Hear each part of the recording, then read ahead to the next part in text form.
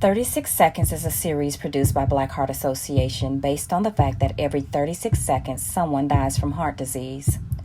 This series aims to highlight the devastating effects heart disease and stroke have on the Black family. Listen in to these stories of love, loss, and survival. Marvin Anderson, 42. The first thing that comes to mind when I think of heart disease is my friend Stephen. That passed away from a heart attack. Stephen was 38, a couple weeks from 39. So we met as freshmen at PV, Prairie View. Stephen and I didn't go to high school together. I went to high school with his wife, Keosha. Shout out to Keosha, because she introduced me to Stephen and she hooked me up with my wife. So I'm forever indebted to her. But Keosha suggested that, you ought to go link up with Marvin and Stedman, who's another one of our friends. Pretty much we hit it off from there. So we met at 18 and he passed away at 38, so we were friends for 20 years. I don't use this term loosely, but he was a best friend. He was my best friend. He was a brother, even.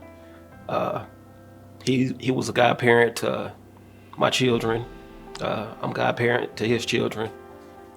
We worked together at 3 different places, in a 20-year span.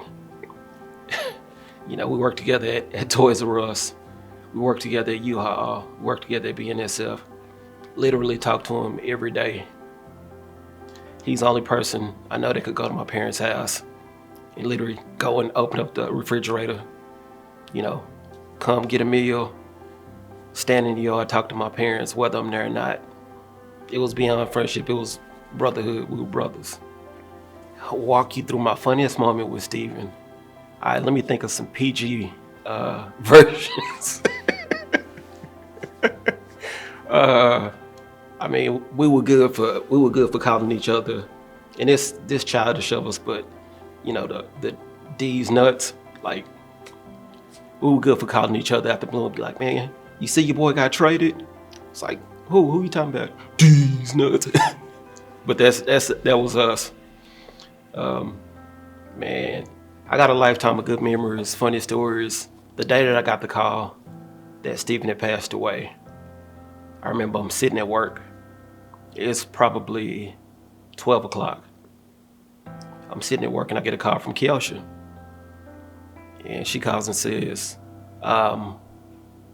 she just kind of said it in passing. At least that's how I remember it. She said, Stephen passed away and I need such and such number with the railroad so I can figure out, what to do. And I was like, what? She was like, yeah, Stephen passed away. He just passed away from a heart attack. I'm like, nah. So she said it, and I was like, I'll try to find whoever's number I can to help you out. But it didn't sink in. It took probably 45 minutes to an hour before it sunk in, because it wasn't supposed to happen like that. It wasn't supposed to happen like that at all. Surprisingly, I finished my work shift out. But I was in a daze the whole rest of the day, because it didn't make sense. It wasn't supposed to happen like that. Once it finally set in, like I said, after about 45 minutes to an hour, it set in that it was real. I cried at work. I cried on the way home. I cried in the weeks and the months and the days after. What has been the hardest part of losing Stephen and what I miss the most is 3 years later, almost 3 years later, and I still want to pick up the phone and call him. Stuff happens sports-wise, stuff happening life-wise. He's still one of the first people I want to call. That's the hardest part. And thank God for little Stephen, because I call myself stepping in, trying to step up and be there for him, but he don't know how much he helped me, even if it's just me being able to call him or text him and talk about sports, filling that portion of that void. But it's still difficult. I'm not even gonna lie to you. I really hate to get by myself for too long, get to sit for too long to where I get to thinking about it. Because it becomes fresh all over again.